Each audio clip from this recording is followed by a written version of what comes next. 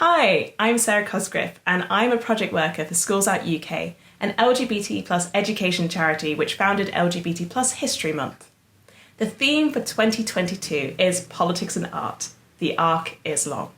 It's all about political artists, and it's also about what political art can tell us about the artist, what it could teach us about the time that they lived in, as well as what art can tell us about LGBT plus history.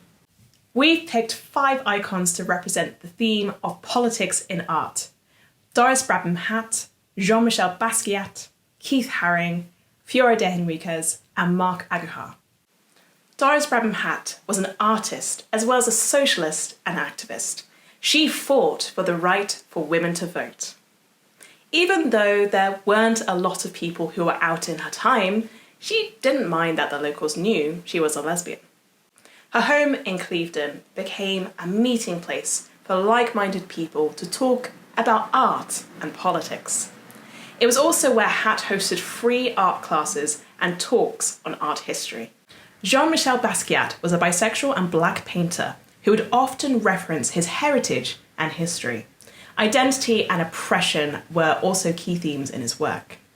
As a young boy, he would often draw cartoons on scraps of paper.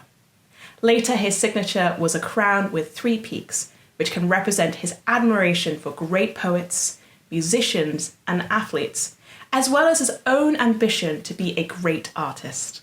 He often decorated prominent black figures with crowns. Fiore de Henriquez was an Italian sculptor who migrated to Britain. If she was born today, she would likely be described as intersex. Her art often featured androgyny as a common theme. She also regularly depicted mythological creatures.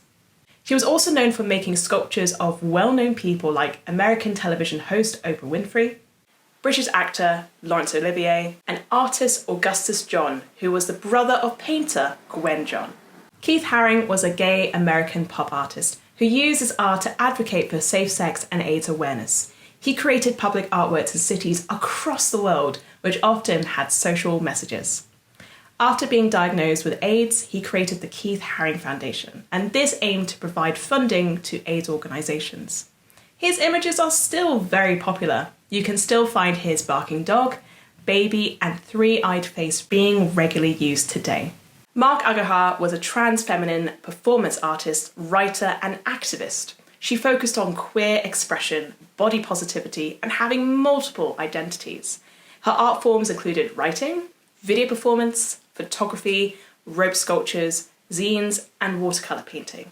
She often critiqued beauty standards. She felt they were too focused on whiteness, masculinity, thinness, and her art celebrated brownness, femininity, and fatness. One of the things we can learn from Mark was how she believes self-care can be a form of resistance and be part of everyday life. So personally, I connect with Mark as somebody with Filipino heritage, and Mark had Filipino heritage, and she was also an amazing artist. It's really exciting to find someone like Mark to be celebrated. I'm someone who has multiple identities. I'm a woman of colour, and I'm a queer woman of colour. And so I think it's really important that when we talk about LGBT plus history, that we are inclusive and we need to consider the stories to learn about and celebrate. And I love LGBT plus History Month because I see it as a really fantastic opportunity for teachers, parents and carers, and young people to talk about LGBT plus history within the school curriculum, libraries, in museums, and in so many other places. I think the 5 icons are a great starting place for exploring the theme, but I'd love to know who you think are the LGBT plus historical figures that you think we should know much more about. Also, next year is a big year for anniversaries, so when you're planning LGBT plus History Month events, you may also want to wish the following charities a happy birthday. Terence Higgins Trust is turning 40, London Friend is turning 50, and the Gay Liberation Front is also marking the 50th anniversary of the very first Pride March in Britain. So, a happy birthday to you all. What a great theme to mark your special occasions too.